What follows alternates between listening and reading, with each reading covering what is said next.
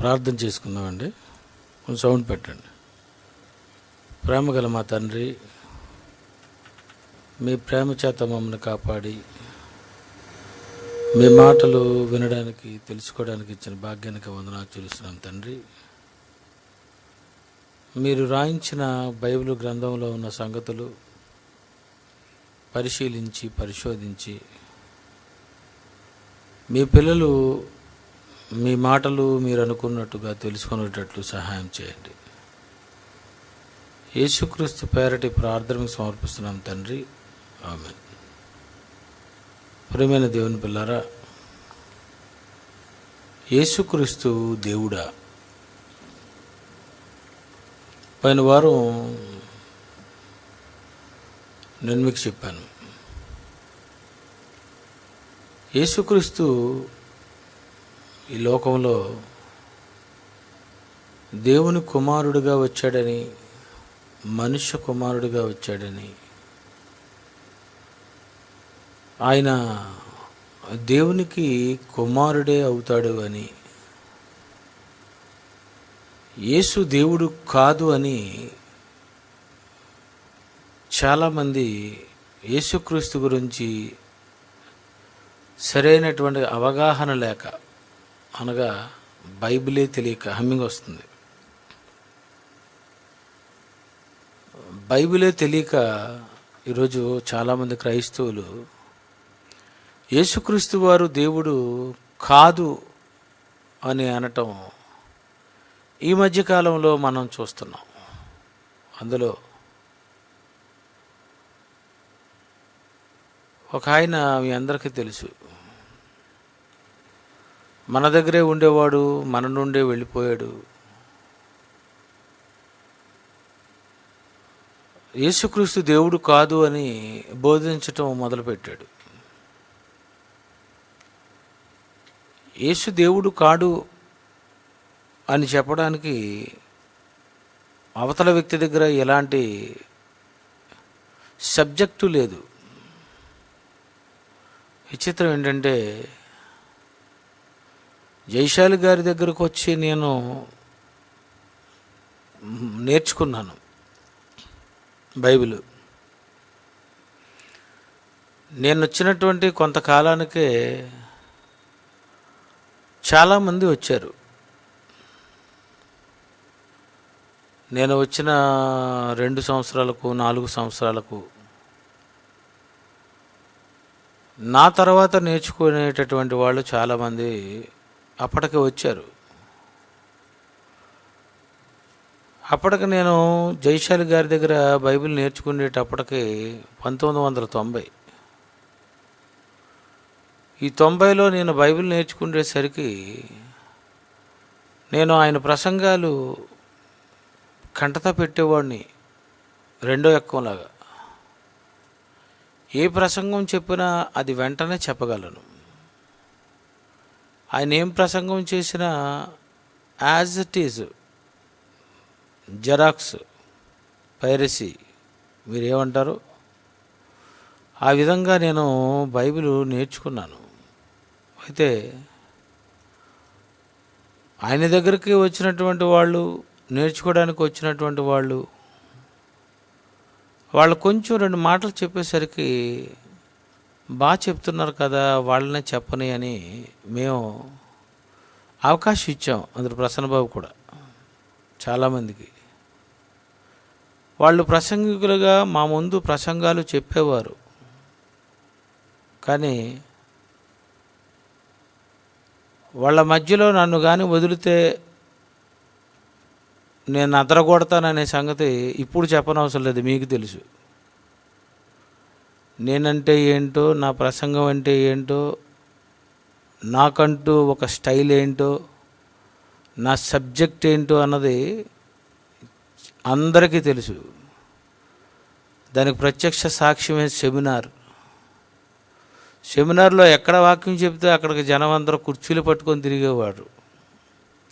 ఇవన్నీ నా గొప్ప గురించి చెప్పటం లేదు, అంత బాగా చెప్పినా మీరు చెప్పడానికి నేను అవకాశం ఇచ్చాను మీకు. ఉన్నోళ్ళు కానీ వెళ్ళిపోయిన వాళ్ళు కానీ ఎవరైనా సరే వాళ్ళకే అవకాశం ఇచ్చేవారు. మమ్మల్ని పిలిచేవారు, లేదు వాళ్ళని తీసుకెళ్ళండి. ఇలా 4-5 మాటలు చెప్పి ప్రసంగికులు అయిపోయి మేము చాలా గొప్పవాళ్ళం అనుకొని ఏమైపోయారంటే కాకరకాయ కేకరకాయ అని అనడం మొదలుపెట్టారు. చూసండు, అలాంటి కేకరకాయే యేసుప్రభు దేవుడా అని, యేసుప్రభు దేవుడు కాడని అంటున్నాడు. చూడండి, వీళ్ళేం నేర్చుకున్నారు మా దగ్గర? గమలీయేలు దగ్గర పౌలు గారు నేర్చుకున్నారంటే ఆయన గురించి చెప్తున్నాడు. అంటే గమలీయేలు అనే అతను చాలా పెద్ద వ్యక్తి అనమాట అప్పటిలో శాస్త్రంలో. ఆనాడు ఉన్నది గమలీయేలు అయితే ఈనాడు ఉన్నది జైశాలి పీడి సుందరరావు గారు.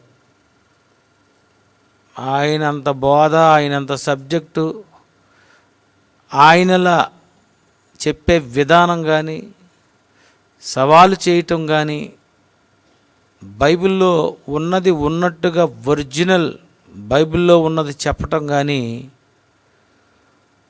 ఆయన తర్వాత కానీ ఆయన ముందర కానీ ఎవ్వరూ లేరు. ఎందుకంటే 10 సబ్జెక్టులు చెప్పారేమో తప్ప ఆయనకు ముందున్న వాళ్ళు ఒక 20-30 చెప్పొచ్చేమో. కానీ ఆయన చెప్పినవి ఎంత గొప్పవో అన్నది ఆయన సింహగర్జన చదివితేనే తెలిసిపోతుంది. అందులో ఉన్నటువంటి ప్రతి సబ్జెక్టు, డిప్లొమా నుండి ఎంబీటీహెచ్ వరకు 160 పాఠాలు. ఆ తర్వాత ఆయన ఎన్నో ప్రసంగాలు చేశారు. ఇలాంటి మంచి మంచి విషయాలు, బైబిల్లో ఉన్నటువంటి విషయాలు అంతకుముందు కానీ ఆయన తర్వాత కానీ ఎవ్వరూ ఎప్పుడూ చెప్పలేదు. నేను ఆయన కంటే గొప్ప ప్రసంగాలు ఎవరి దగ్గర నేను వినలేదు. విచిత్రం ఏంటంటే ఎవరి దగ్గర ఆయన చెప్పిన తర్వాత ఎవరైనా చెప్తారు అనుకుంటే అంతకంటే గొప్ప సబ్జెక్టు, అంతకంటే గొప్ప విషయాలు నాకు ఎవరి దగ్గర నాకు తెలియలేదు. నేర్చుకోవాలనుకుంటాను, వినాలనుకుంటాను. చిన్నపిల్లడు చెప్పినా, పెద్దోళ్ళు చెప్పినా, మంచి విషయం చెప్తే వినాలనుకుంటే ఆయన చెప్పినన్ని ఎవ్వరూ చెప్పలేదు. ఇలా నేర్చుకున్నటువంటి సమయంలో ఏదో ఆయన దగ్గరకు వచ్చారు, కొంచెం చిన్న జ్ఞానం నేర్చుకున్నారు, వెళ్ళిపోయారు. అదే గొప్పది. ఇంకా బైబిల్ అంతా మాకు వచ్చేసింది అనుకున్నారు. బైబిల్ అంతా మీకు రాలేదు. బైబిల్లో ఇంకా సబ్జెక్ట్ ఉంది. బైబిల్ చాలా నేర్చుకోవడానికి మీ ఆయుష్కాలమే సరిపోదు. మీకు 969 మేతూషాలకున్న సంవత్సరాలు ఉంటే నువ్వు అప్పుడు బైబిల్ని బాగా నేర్చుకునేవాడు. నీది 60, 70, 80. 60, 70 సంవత్సరాల్లో ఏం నేర్చుకున్నారు? అది చిన్నప్పటి నుండి నేర్చుకున్నదా? 30, 40 సంవత్సరాలు వచ్చిన తర్వాత బైబిల్ మీద పరిశోధన చేసినదా? కనుక బైబిల్లో చాలా ఉంది. బైబిల్లో ఎన్నో సంగతులు ఉన్నాయి. బైబిల్ అంతా తెలుసుకొని, లేకపోతే బైబిల్లో కొంత అవగాహన కలిగితే కానీ ఏ సబ్జెక్టు కూడా ఎవరు పరిపూర్ణంగా చెప్పలేదు. లేకపోతే హాఫ్ నాలెడ్జ్ చెప్తుంటారు. కొన్ని విషయాలు పూర్ణమైనది వచ్చేసరికి పూర్ణమ కానిది నిరర్ధకమగును. బైబిల్లో ఈ టైప్ సబ్జెక్ట్స్ కూడా ఉన్నాయి. ఇలా చాలామంది నేర్చుకున్నారు, వెళ్ళిపోయారు. ఏదో సేవ చేసుకుంటున్నారు అని అనుకున్నాను. కానీ యేసే దేవుడు కాడు అని బోధించటం అనేది ఇది చాలా తప్పిది. ఇది తప్పు. యేసు దేవుడు కాడా?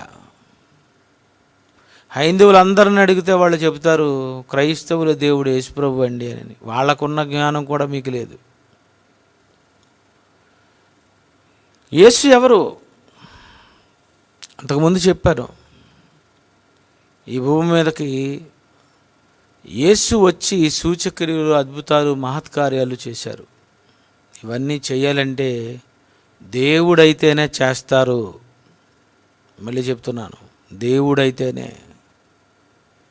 ఇలాంటి అద్భుతాలు, సూచక్రియలు, మహత్కార్యాలు, చనిపోయిన వారిని లేవటం, మరి కుంటివారు లేవడం, మగవారు మాట్లాడటం, గుడ్డివారు చూపుడు రావటం వెంటనే ఇలా ఎవరైనా చేయగలిగితే ఖచ్చితంగా వాళ్ళలో ఉన్నది దేవుని శక్తే. వాళ్ళు ఖచ్చితంగా దేవుడు మరి పవర్ ఇచ్చాడు అని వాళ్ళకి మనం చెప్పుకోవచ్చు. అయితే యేసు వెళ్ళి పరిశుద్ధాత్మను పంపి పవర్ ఇచ్చాడు అపోస్తలులకు. యేసుకు డైరెక్ట్ పవర్ ఉంది. యేసుక్రీస్తుకు డైరెక్ట్గా పవర్ ఉంది. ఆయన చనిపోయిన వారిని, కుంటివారిని, మూగవారిని ఇలా బాగు చేస్తున్నారంటే అర్థం ఏంటో తెలుసా? దేవుడైతేనే బాగు చేస్తాడు.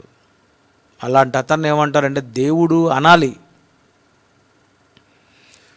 ఎందుకంటే యేసు పరలోకంలో ఉన్నటువంటి వాడు, పుట్టినటువంటి వాడు.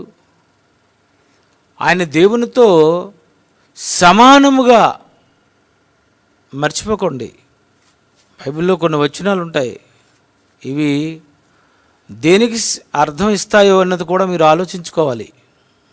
యేసుప్రభు వారు దేవునితో ఎలా ఉన్నాడు అంటే ఫిలిప్పీ పత్రిక 2వ అధ్యాయము 6వ వచనము, ఆయన దేవుని స్వరూపము కలిగిన వాడై దేవునితో సమానము తెలీదా మీకు? ఈ వాక్యాలు మీకు తెలీదా? మీకు తెలీదు, మీకు తెలుగే రాదు. మీకు అందులో నువ్వు ఎక్కడున్నటువంటి వాడవో తెలుసు, నీకు తెలుగు రాదు సరిగ్గా. దేవునితో సమానం ఏమంటారు? దేవునితో సమానముగా. ఆయన దేవుడైతే ఈయన దేవుడే, అంతే. ఆయన సృష్టిని నిర్మించాడా? ఆయన అద్భుతాలు సూచక్రియలు చేయగలడా? యేసు కూడా చేయగలడు. యేసు కూడా గాలిని గద్దించగా గాలి ఆగిపోయింది. నువ్వు గద్దించగలవా? గాలిని వెంటనే ఆపగలవా నువ్వు?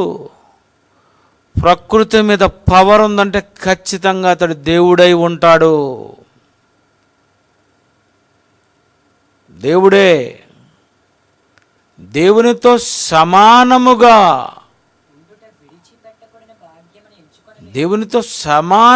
ఉన్నాడట అక్కడ పరలోకంలో. సమానముగా ఉన్న ఆయన భూమి మీదకు శరీరాన్ని ధరించుకొని వచ్చాడు. వస్తే పవర్ పోయిందా? ఈ శరీరముతో వచ్చిన అద్భుతాలు, మహత్కార్యాలు చేశాడా? చేశాడు ఆయన. నీళ్లను ద్రాక్షారసముగా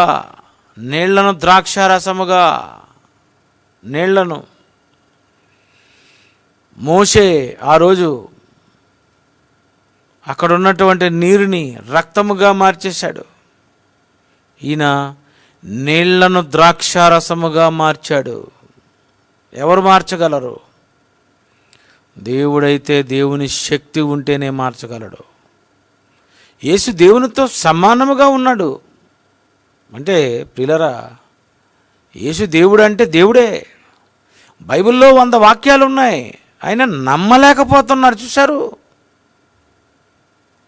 మీరు నమ్మలేకపోతున్నారు అంటే మీరు ఎలాంటి వారో తెలుసా?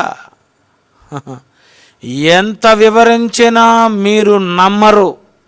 ఇలాంటి జాతి ఉంది.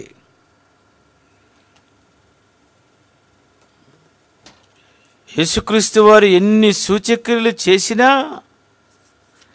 వారు ఆయన యందు విశ్వాసం ఉంచలేదటండి. పిల్లరా, 12వ అధ్యాయం 37వ వచనం చూడండి, యోహాను సువార్త. యేసు ఈ మాటలు చెప్పి వెళ్ళి వారికి కనబడకుండా దాగి ఉండెను. ఆయన వారి యొద్ద ఎన్ని సూచక్రియలు చేసినను వారు ఆయన యందు విశ్వాసముంచరైరి. ఎన్ని సూచక్రియలు చేసినా విశ్వాసం ఉంచలేదట. సూచక్రియలు చేస్తే నమ్మలేనప్పుడు వాక్యాన్ని మీరు నమ్ముతారా? జరిగినవి చూసే నమ్మలేని ఆనాటి ప్రపంచము చూడక వాక్యాన్ని నువ్వు నమ్ముతావు అనుకుంటుంది. పొరపాటది. నమ్మరు. వాక్యాలు నమ్మాలి. వాక్యము నమ్మాలి. దేవుణ్ణి నమ్ముతాను, యేసుప్రభుని నమ్ముతాను కాదు, వాక్యము నమ్మాలి. ఈ వాక్యాన్ని ఏం చేయాలి? నమ్ముటకు పూర్ణంగీకారమునకు యోగ్యమునై ఉన్నది అని రాశాడు బైబిల్లో. ఈ వాక్యము నమ్మడానికి పూర్ణంగీకారమునకు యోగ్యమై ఉన్నది అని అన్నాడు. వాక్యాలు నమ్మాలి. వాక్యాలు ఏమి నమ్మారు? వాక్యం దేవునితో సమానముగా ఉండేటటువంటి వాడు అంటే అయితే యేసుక్రీస్తు వారు దేవుడుగా ఉన్నాడా? దేవునితో సమానముగా ఉన్నాడా? అవును, ఉన్నాడు. ఆయన లోకంలో అందరూ చనిపోయారు, కానీ ఆయన తిరిగి లేచాడు, తిరిగి లేపాడు, తిరిగి లేచాడు. ఆయన దేవుడు. ఆయన దేవుడండి. ఆయన అనుమానం లేదు, ఆయన దేవుడే.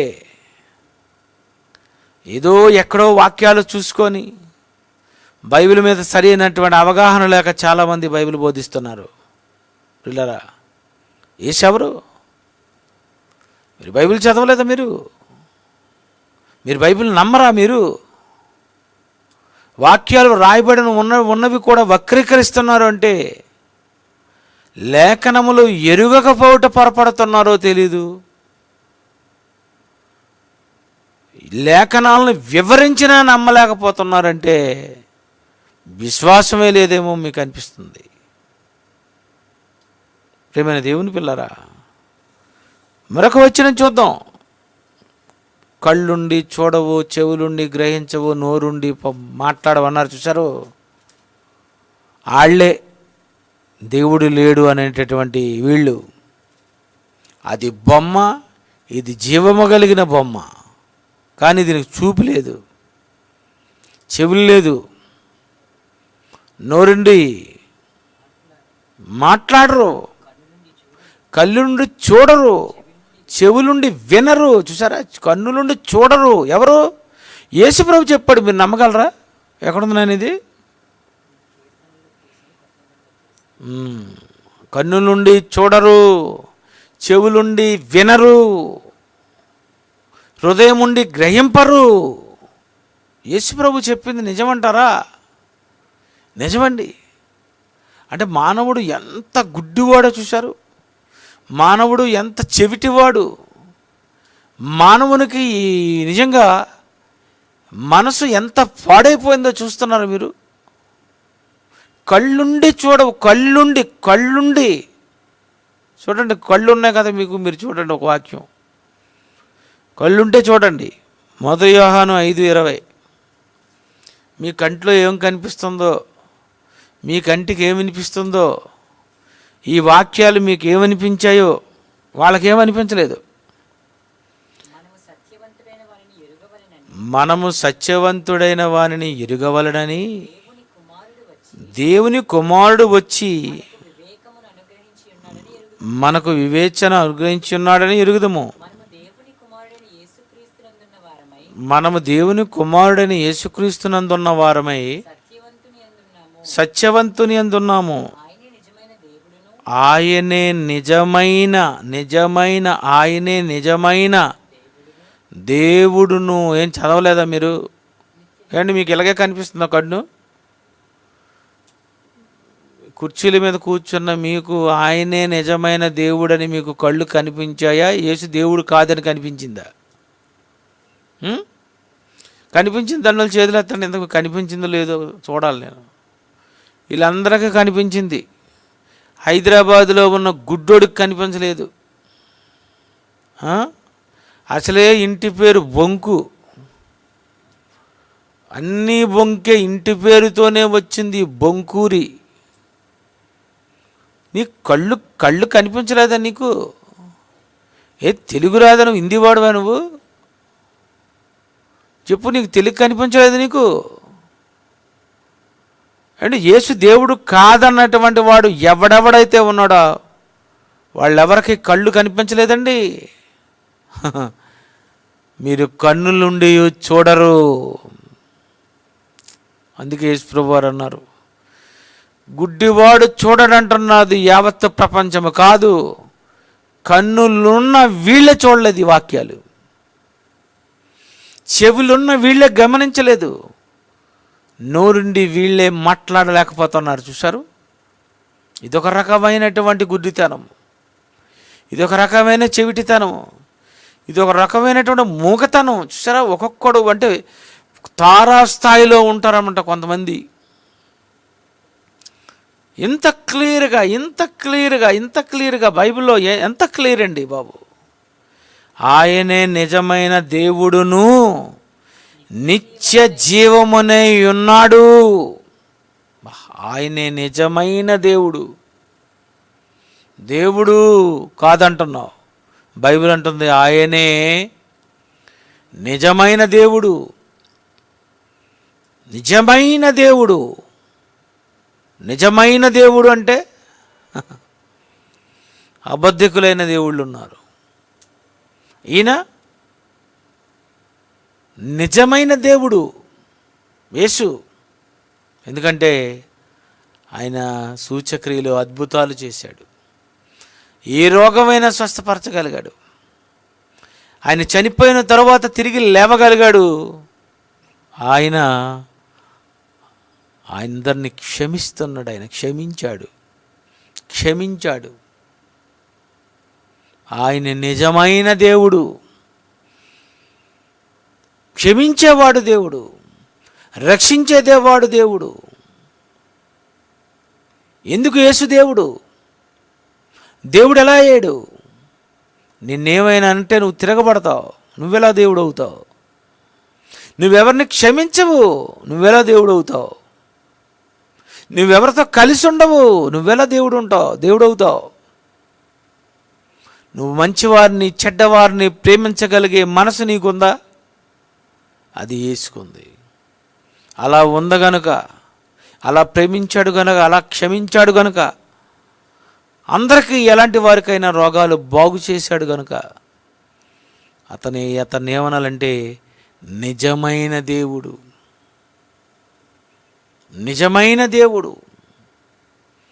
ఈరోజైతే మందులు ఉన్నాయి, ఈరోజైతే ఆపరేషన్స్ ఉన్నాయి, ఈరోజైతే బ్లడ్ డొనేట్ చేసే వాళ్ళు ఉన్నారు, ఈరోజైతే అవయవాలను మార్పిడి చేసేటటువంటి వాళ్ళు ఉన్నారు. మొదటి శతాబ్దంలో ఎవరున్నారు? ఇలాంటి టెక్నాలజీ ఉందా? అలాంటి టైముల్లో ఆయన యేసుక్రీస్తు వారు స్పాట్లో వెంటనే ఆయన బాగు చేయగలుగుతున్నారు అంటే ఆయన ఏమనాలి? ఆ లోకమంతా దేవుడు అంటే, ఈయన నిజముగా లోకరక్షకుడు అంటే, ఆయనే నిజమైన దేవుడని బైబిల్ మొదటి శతాబ్దంలో చెబితే, ఇప్పుడు పుట్టావు నువ్వు, ఇప్పుడు పుట్టి యేసుప్రభు దేవుడు కాదా? కళ్ళు పోయే నీకు. కళ్ళు మార్పిడి చేసుకో, చెవులు మార్పిడి చేసుకో, హృదయం మార్పిడి చేసుకో. అప్పటికి కానీ నీకు ఇది ఆయనే నిజమైన దేవుడు అని నీ కళ్ళుతో నీకు కనిపించదు. ఈశ్వరు ఎవరటండి? ఆయనే నిజమైన దేవుడు. ఆయనే నిజమైన దేవుడు. మరొక వాక్యం చూడండి, మీకు కనిపించలేదు, నాకే కనిపిస్తుంది. ఇది ఇంకా బాగుంటుంది. యోహాను సువార్త 20:28. యోహాను సువార్త 20:28. తోమా తెలుసా? నువ్వెవరు? నువ్వు బొంకూరి. ఆయన ఎవరు? తోమా కనిపించింది కరెక్ట్గా, కనిపించింది. తోప అనిపిస్తుందా నీకు అలాగే కనిపిస్తుంది? తోప, తాత, నీకు అలాగే కనిపించి ఉంటుంది. నాకు క్లియర్ కనిపిస్తుంది. ఇక్కడ ఉన్నవాళ్ళు కూడా అలాగే కనిపిస్తుంది. తోమా ఎవరు? అపోస్తలులతో తిరిగిన అతను, యేసు ప్రభుతో ఉన్నటువంటి అతను తోమా. ఆయన ఏమన్నాడో తెలుసా? నా ప్రభువా. నెక్స్ట్ బాబు, నెక్స్ట్ ఏంటి? నా దేవా అంటే అర్థం ఏంటి? నా దేవా అంటే అర్థం ఏంటండి? నా దేవా అంటే అర్థం ఏంటి? దేవుడమ్మా నీకు అలాగే కనిపిస్తుంది. నా దేవా అంటే యేసుప్రభుని అంటున్నాడు నా దేవుడు. బైబిల్లో ఎక్కడైనా అపోస్తలులు దేవుడు అన్నారా? ఇలాంటి పిచ్చోళ్ళందరికీ నా కౌంటర్ ఇది. పిచ్చోళ్ళు. అపోస్తలుల్లో ఎవరైనా యేసుప్రభువును దేవుడు అన్నారా? వాళ్ళు చెప్తున్నాను, అపోస్తలుల్లో ఎవరైనా దేవుడు అని యేసుప్రభువును అన్నారా అనుకునే ప్రతి ఒక్కరికి చెబుతున్నటువంటి మాటలు ఇవి. రఫ్గా మాట్లాడగలను, కానీ నేను మీతో మాట్లాడడం నాకు ఇష్టం లేదు. బతికిపోయారు, మిమ్మల్ని వదిలేశాను. అపోస్తలుల్లో తోమా అంటున్నాడు యేసుప్రభువుని ఏమని? నా దేవా, నా దేవా, యేసు దేవా, యేసు దేవుడు, నా దేవా. చదవలేదా బైబిలు? మీరు చదవలేదు. మీరు కొంచెం బైబిల్ చదివారు, మా దగ్గర కొంచెం నేర్చుకున్నారు. మేము చాలా నేర్చుకున్నాం, చాలా. ప్రభువా నా దేవా. అపోస్తలుడైనటువంటి ఒక తోమ అతను అంటున్నాడు యేసుప్రభుని దేవా, దేవుడు. యేసుప్రభు దేవుడు అంటున్నాడు. ఈ వాక్యాలు చదవండి, చూడండి, ఈ వాక్యాలు చూడండి. యేసు దేవుడు. పిల్లరా, ఇవి మీకు కనిపించలేదు కదా? మీకు ఈ వాక్యాలు ఇవి మీరు ఎప్పుడు చదవలేదా? మీరెప్పుడు? యేసుప్రభు వారు అదే అన్నారండి, నా కొరకు రాసినటువంటి ఈ వాక్యాలు మీరు ఎప్పుడు చదవలేదా? ఆయన అదే అన్నారు, సేమ్ అదే, అలాగే అంటున్నాను నేను.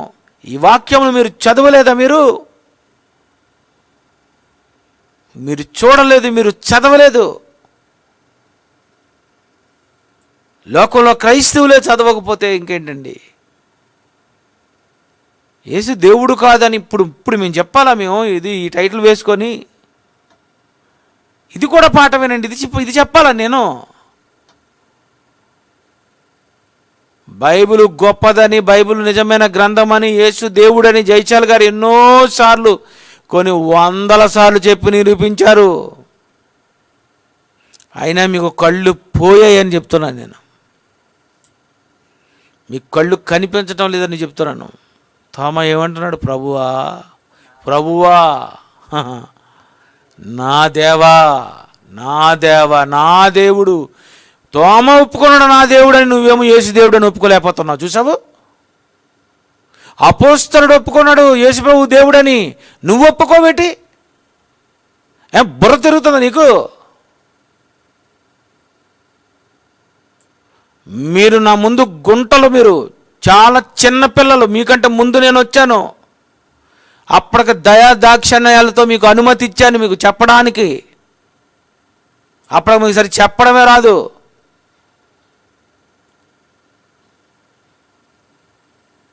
కాకరకాయ కీకరకాయ అవుతున్నారు మీరు. ఒక సంఘంతో, ఒక క్రీస్తు సంఘంతో, ఒక అవయవంగా ఉండవలసిన నీవు, అతుకోబడవలసినటువంటి నీవు, ఈ అవయవంలోనిది కానని వెళ్ళిపోయావంటే నీకు ఎంత సబ్జెక్ట్ తెలుసో నీకు? నాకు తెలుసు, నీకేం తెలీదని. పిల్లరా, బైబిల్తో, దేవునితో, సంఘంతో కలిసి ఉండని ప్రతి వాడికి చెప్తున్నాను, వాడికి సబ్జెక్ట్ తెలీదు. వాడు మాటలు చెప్పేవాడే తప్ప బైబిల్ని గైకొనివాడు కాదు. బైబిల్ తెలియదు వాళ్ళకి. వాళ్ళకేమి రాదండి. మీకు అసలు బైబిలే రాదు. మీకు యేసుప్రభు దేవుడు కాదా? అలాంటి వాడితో వాదనలోటి, అలాంటి వాడితో వాదనకు వాదించకూడదు. తెలియని వాడైతే తెలియని వాడే ఉండాలి. ఒకసారి 2 సార్లు బుద్ధి చెప్పి విడిచిపెట్టవలను. అది బైబిల్ ఉంది, అందుకే చెప్తున్నాను. 2-3 సార్లు బుద్ధి చెప్పి వదిలే. బుద్ధి చెప్తున్నాను. 2-3 సార్లు చెప్పండి, వదిలే. ఈ టాపిక్ మరోసారి రిపీట్ కాకూడదనే చెప్తున్నాను నేను. పిల్లరా, తోమా, అపోస్తలుడైన తోమా యేసుప్రభుతో ఉన్న ఆయన అంటున్నాడు, నా దేవా, నా దేవుడు, నువ్వు దేవుడు కాదంటున్నావు. సో ఆయనకి నీకు సో ఆయనకు అపనమ్మకం ఉంది, కానీ కొంచెం సెట్ అయ్యి నిజంగా దేవుడండి అని అన్నాడు. నువ్వు నీకెప్పటిక నమ్మకం లేదు. ఏ ఊరు వెళ్తే అదే చెప్తున్నావట. ఏ ఊరు వెళ్తావు, ఎలా ఏం చెప్తావు? దొంగ బోధకుడిలా పాడు చేయడానికి వెళ్తున్నావు నువ్వు, ఎక్కడ పెడితే అక్కడికి. పిల్లరా, ఎంత మంచి వాక్యాలండి, ఎంత క్లియర్గా అండి. ఇంకో వాక్యం చూడండి, తీతు 2:13. తీతు 2:13.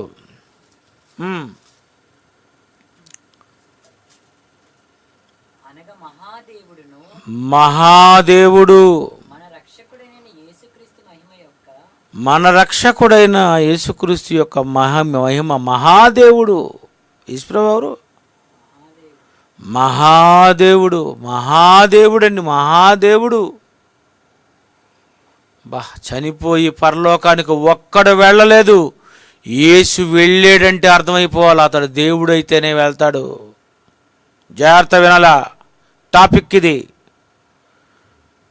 దేవుడు పాపము లేని వాడు, పరిశుద్ధుడు. దేవుడు గనుక పరలోకంలో అడుగు పెట్టాలి. ఎందుకు హేబేలు అడుగు పెట్టలేదు? దేవుడు కాదు, తప్పు చేశాడు కనుక వెళ్ళలేదు. అందరూ ఎందుకు పరదేశకు వెళ్ళిపోయారు? తప్పు చేశారు కనుక వాళ్ళందరూ పరదేశకు వెళ్ళిపోయారు. దేవునితో సమానముగా ఉండాలని తప్పు చేయకుండా వచ్చేవాడే పరలోకములో అడుగు పెట్టగలిగినటువంటి కెపాసిటీ ఉన్నవాడు. అంటే ఎవరు? దేవుడైతేనే పరలోకంలో అడుగు పెట్టగలడు. అందుకనే యేసు తప్ప పరలోకమునకు ఎక్కిపోయిన వాడు ఎవడు లేడు. ఇది ఆన్సర్. యేసు తప్ప ఎందుకు పరలోకానికి ఎక్కిపోలేదు? పాపము చేసిన వాడు పరలోకానికి ఎక్కడ పోతాడు? పాతాళానికి. ఎందుకు పరలోకానికి వెళ్ళాడు యేసుప్రభు? ఎందుకు పరలోకానికి వెళ్ళాడు చెప్పండి ఎవరైనా? దేవుడు పాపం చేయలేదు కనుక వెళ్ళాడు. తెలుసా మీకు? ఏంటి బైబిల్ తెలుసు మీకు? మీకేం తెలియదు బైబిలు. బైబిల్ సరిగ్గా చదవలేదు, బైబిల్ అర్థం చేసుకోలేదు, రాత్రింబగలు దివరాత్రులు ధ్యానించలేదు, బైబిల్లో ఏముందో అది అర్థం చేసుకోలేదు. బైబిల్ చదవండి, బైబిల్ చదవండి.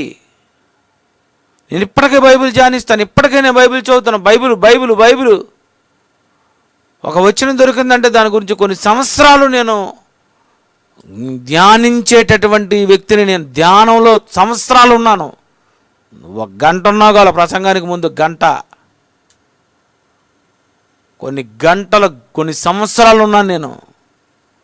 ఆ వాక్యం ఎందుకు, ఆ వాక్యం ఎందుకు, ఎందుకు దేవా, ఎందుకు దేవా, దీన్ని ఏమంటారు, ఏమంటారని. బైబిల్ ఏముందండి ఇక్కడ? మహాదేవుడు, మహాదేవుడట, మహాదేవుడు యేసుప్రభు మహాదేవుడట. దేవుడు కదా? పరలోకానికి వెళ్ళాడంటే మహాదేవుడు. పరలోకానికి వెళ్ళాడంటే మానవుడు కాదు, మహామానవుడు కాదు, మహాదేవుడు అయితేనే వెళ్తాడు పరలోకానికి. నువ్వు వెళ్ళలేదు, నేను వెళ్ళలేదు, ఎవరు వెళ్ళలేదు. హేమీలు వెళ్ళలేదు, అపోస్తలులు వెళ్ళలేదు. యేసు ఎందుకు వెళ్ళాలి? దేవుడైతేనే అడుగు పట్టాలి. ఈ భూమి మీద దేవుడైతేనే, పాపాలేమీ లేని వాడే అడుగు పెట్టాలి. అందుకు ఆయన అడుగు పెట్టాడు. నీకు తెలిసిపోవాలి, ఆహా దేవుడినా, ఇంకా దేవుడా, యేసు దేవుడా, దేవుడు కాడా? మరో వాక్యం చూడండి, ప్రకటన గ్రంథం 1:18. ప్రకటన గ్రంథం 1:18. నేను మొదటివాడను కడపటివాడను, జీవించువాడను, మృతుడనైతినంటే ఎవరు? మృతుడనైతినంటే నీ కళ్ళు పోయేలే, యేసుప్రభు చనిపోయాడట. మృతులనైతిని కానీ ఇదిగో యుగ యుగములు సజీవుడుగా ఉన్నాను పరలోకంలో. మరియు మరణం యొక్కయు పాతాళ లోకము యొక్కయు తాళపు చెవులు నా స్వాధీనంలో ఉన్నవి. 8వ వచ్చింది అన్న. 8 అల్ఫయు ఒమేగయు నేనే, వర్తమాన భూత భవిష్యత్ కాలంలో ఉండువాడను నేనే అని సర్వాధికారియు దేవుడు నగు ప్రభువు సెలవిచ్చుచున్నాడు. దేవుడు నగు ప్రభువు, దేవుడు ప్రభువు. ఈశ్వరు ఎవరు? దేవుడు అంటే చాలా గొప్పవాడండి ఆయన, దేవుడు. చివరగా మత్తయి సువార్త 1:23 చూడండి. మత్తయి సువార్త 1:23. ప్రభువు ప్రవక్త ద్వారా పలికిన మాట నెరవేరినట్టు ఇదంతా జరిగెను. ఇమ్మానుయేలు. ఎవరు? ఏ ఇమ్మానుయేలు? పిడి ఇమ్మానుయేలు అనుకున్నారు ఇటు. నువ్వు అలాగే అంటావు. నీకు ఆ ఇమ్మానుయేలు నీకు కనిపిస్తాడు, నీకు ఈ ఇమ్మానుయేలు కనిపించడు నీకు.